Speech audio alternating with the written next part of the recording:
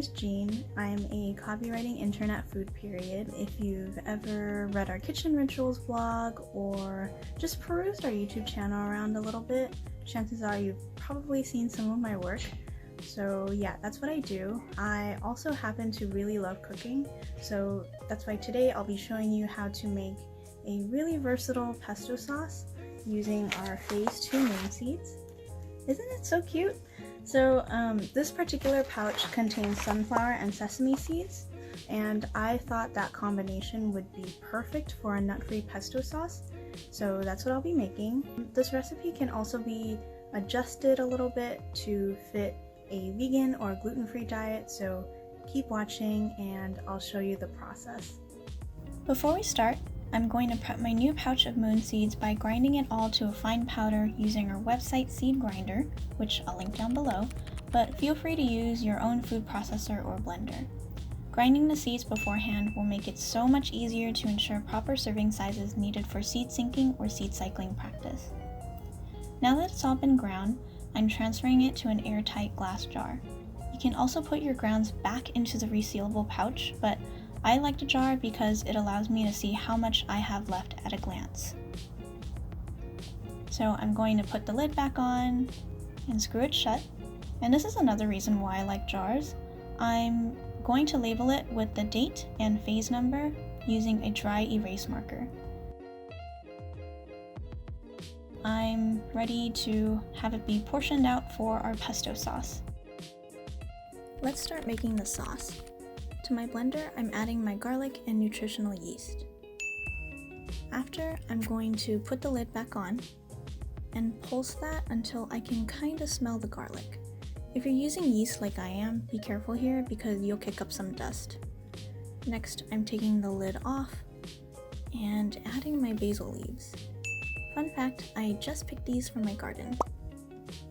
Then I'm adding my ground moon seeds and putting the lid on again to run the machine on low, only to realize that nothing is moving. So I'm going to scrape down the sides with a spatula, pop the lid back on again, and with my blender at medium speed, I'm adding my olive oil in a slow and steady stream.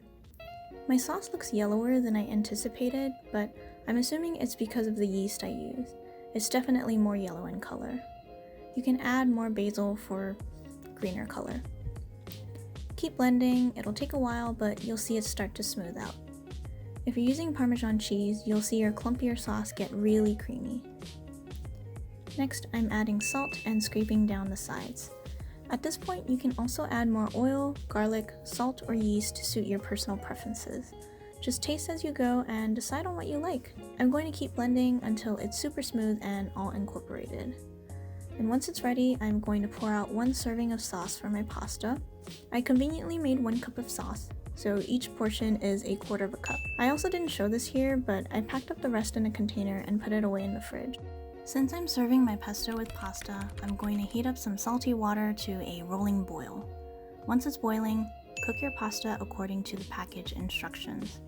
Now this is important, reserve some pasta water for the sauce. Do not skip this step. I'll show you why in a second. I'm putting my cooked and drained pasta into a mixing bowl with 1 serving of sauce, and I'm going to mix this without adding the pasta water. You see how the noodles are clumping and the sauce isn't mixing very well? The starchy water is supposed to better emulsify the pesto for a creamier and smoother consistency.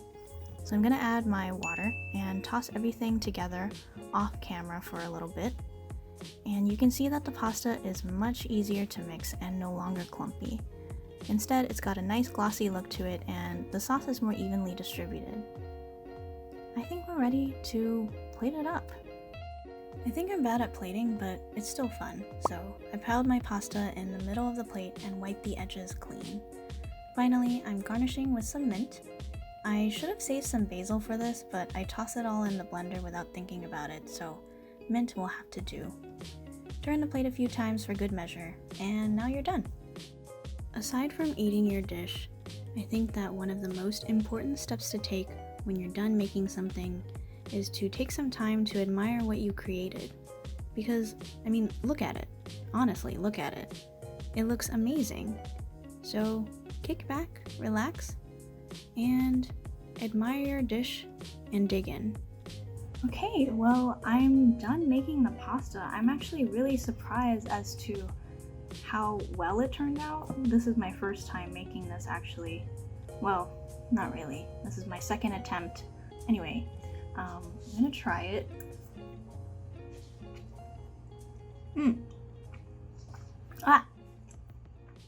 Okay, that was awkward, but it's good. The nutritional yeast gives it that nutty, cheesy flavor.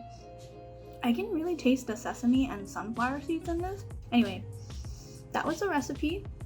I hope you liked it. I made it with pasta, but this pesto sauce is really versatile. You can put it on sandwiches, make compound butter with it, and yeah, just a lot of options. If you give it a try, please let us know in the comments down below, or what you can do is actually snap a photo for us and tag us on Instagram at food.period and, just tell us how it went.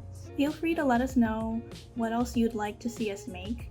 We upload a video every Friday, so stay tuned. If you liked the video, please give it a thumbs up and subscribe to our channel, and we'll see you next time. Bye!